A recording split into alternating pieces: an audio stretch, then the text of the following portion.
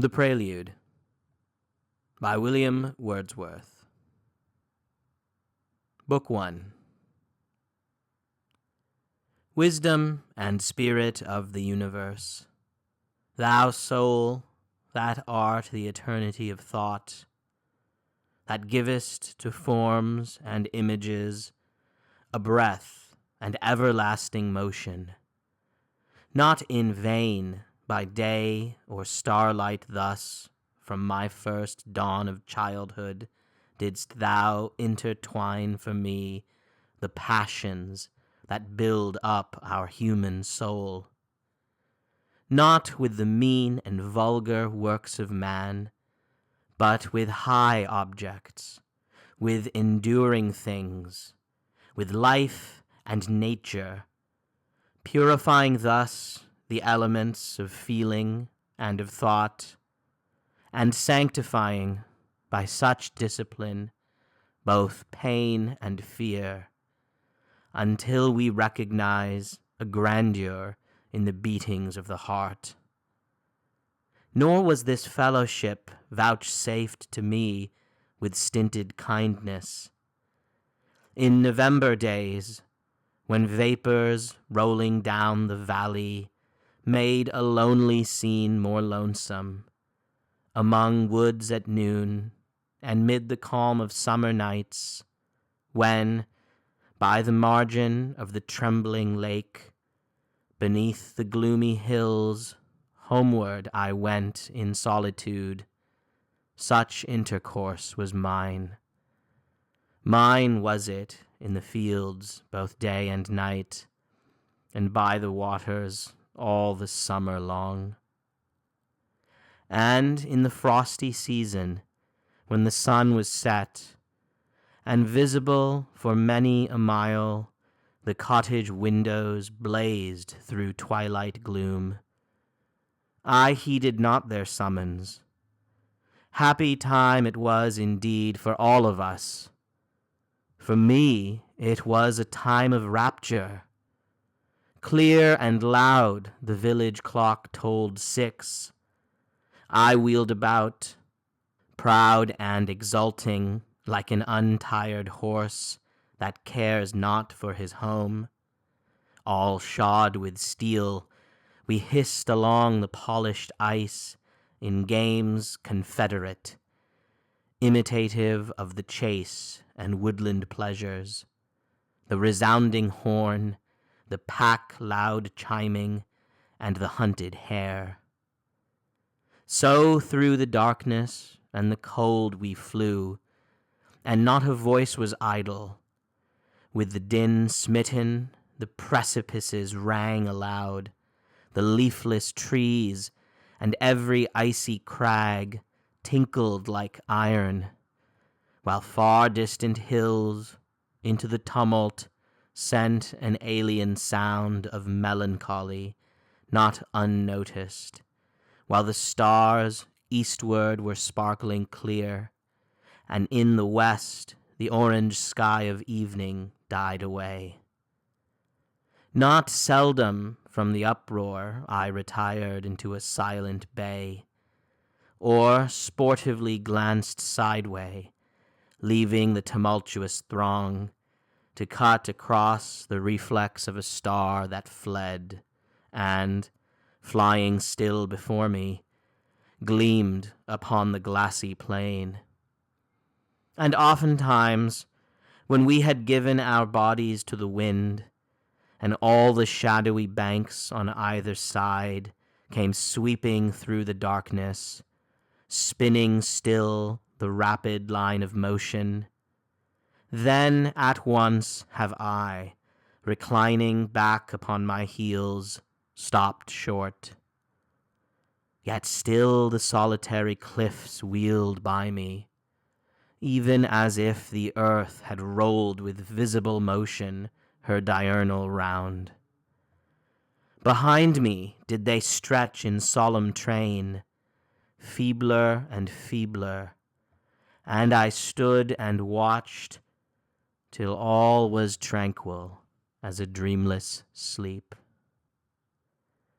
Ye presences of nature in the sky and on the earth, ye visions of the hills and souls of lonely places, can I think a vulgar hope was yours when ye employed such ministry, when ye, through many a year, haunting me thus among my boyish sports, on caves and trees, upon the woods and hills, impressed upon all forms the characters of danger or desire, and thus did make the surface of the universal earth, with triumph and delight, with hope and fear, work like a sea, not uselessly employed. Might I pursue this theme through every change of exercise and play, to which the year did summon us in his delightful round? We were a noisy crew. The sun in heaven beheld not vales more beautiful than ours, nor saw a band in happiness and joy richer or worthier of the ground they trod. I could record, with no reluctant voice, the woods of autumn and their hazel bowers, with milk-white clusters hung, the rod and line, true symbol of hope's foolishness, whose strong and unreproved enchantment led us on by rocks and pools shut out from every star, all the green summer, to forlorn cascades among the windings hid of mountain brooks.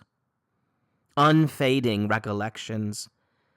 At this hour the heart is almost mine with which I felt, from some hilltop on sunny afternoons, the paper kite high among fleecy clouds pull at her rein like an impetuous courser, or from the meadows sent on gusty days beheld her breast the wind, then suddenly dashed headlong and rejected by the storm. Ye lowly cottages wherein we dwelt, a ministration of your own was yours. Can I forget you, being as you were, so beautiful among the pleasant fields in which ye stood? Or can I here forget the plain and seemly countenance with which ye dealt out your plain comforts? Yet had ye delights and exaltations of your own.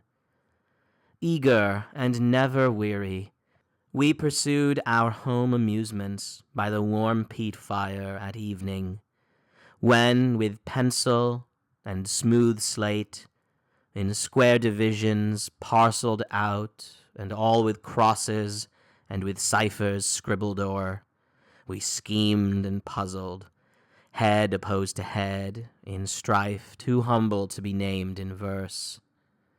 Or round the naked table, snow-white deal, cherry or maple, sate in close array, and to the combat, loo or whist, led on a thick-ribbed army, not as in the world, neglected and ungratefully thrown by, even for the very service they had wrought, but husbanded through many a long campaign.